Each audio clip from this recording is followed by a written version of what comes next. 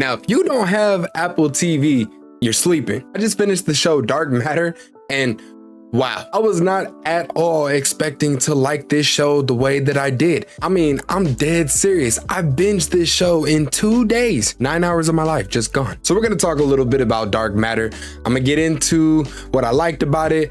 Not really much I can say as far as dislikes, and I'm gonna do my best to keep spoilers light. I'm not gonna give away any big reveals or anything like that, but it's kind of hard to talk about this show without getting into just a little bit of spoilers. So we're gonna keep it light because I know not a lot of people have seen it yet, or maybe not even heard about it. So getting into the show Dark Matter, this is the one that is starring Joel Edgerton and Jennifer Connelly. I know that there's a lot of Dark Matter projects out there. I saw like a whole list of them. This is the new show that came out this year, 2024. Oh, getting into all of it. Well, this show takes itself extremely seriously, and it is very clever, but not clever in a way where it's trying to make you feel dumb or confuse you about what's going on. It's very smart and very clever, but in a good way, and you're able to follow it. Some of the visuals in this show are trippy, and I think that ties in line with just the quality of the show. The quality is phenomenal. The acting performances that were given were phenomenal, and you could tell that a lot of time, a lot of care, and a lot of thought went into this show and its storyline, and the way that it looks, just surface level, is amazing to watch, to see, and to follow. As far as the story of the show goes, we follow this character, Jason Desson,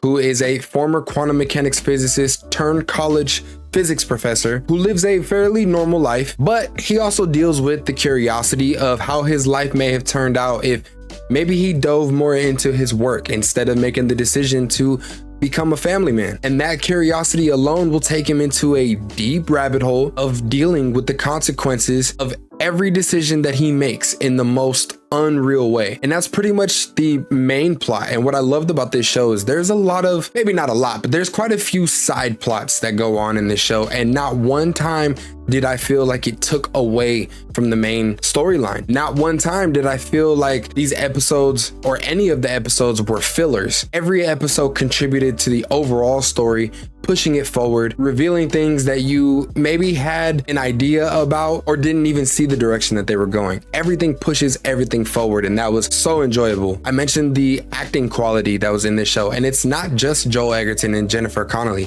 Every character, every actor that was in this show performed, was believable with their role, played an integral and big part in the overall story. Everything just worked really well with each other. Now in this show, and minor spoilers like I said before, but you probably already know if you looked it up, is that this show deals with the concept of a multiverse, and it does so in some of the most fun ways, and it doesn't get confusing, at least not overly confusing. I think the most fun that I had in this show was trying to figure out how a situation might turn out, trying to guess the different and numerous possibilities that a situation could play out, and sometimes you guess right. And the show doesn't hold your hand trying to make sure that you get everything, but it explains these concepts and ideas in a way that you constantly feel like a detective trying to guess where things are going. Honestly, it's about as fun as the whodunit theme in the Scream franchise and trying to figure out who the killer is. This series also does a good job at trying to make you put yourself in the shoes of Jason Desson.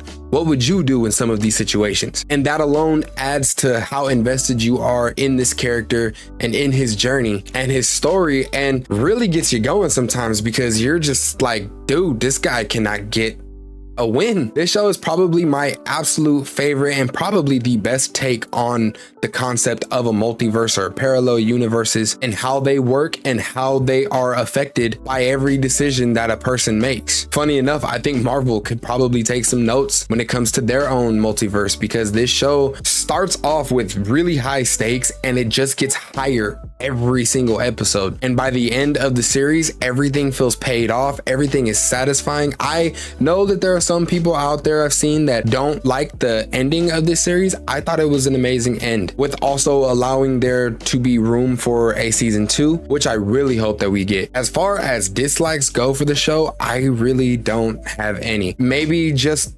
mad that I binged this show in 2 days and I want more. I was so surprised by how much I actually liked this show, and honestly it was a nice change of pace from the typical fantasy or superhero themes that we've been getting lately in a lot of other projects. It is a multiverse story, but it still feels so real and it feels so grounded. And I never one time felt overwhelmed by any of the explanations or scenarios that were going on. So yeah, I definitely gotta recommend this show. If you don't have Apple TV, get a trial or something and binge it in 2 days like I did. It is worth your time. It's a great show, and I think that there can be a whole lot of discourse around this show and the concepts that were introduced. So that's my little quick take on Dark Matter, the Apple TV series. If you did watch it, let me know what you thought about it. I have yet to see anybody who didn't like the show completely, but if you are one of those people, let me know why. I'm curious, because I had a great time. If you did enjoy the show, let me know what was your favorite part or what you thought about just the entire concept of the way that they played the multiverse in this series. Make sure to hit that like button. It does great for the channel and it helps me get these videos out to more people, so I appreciate that and thank you. Also, consider hitting that subscribe button so that you don't miss any future videos that come out. Talk a lot about,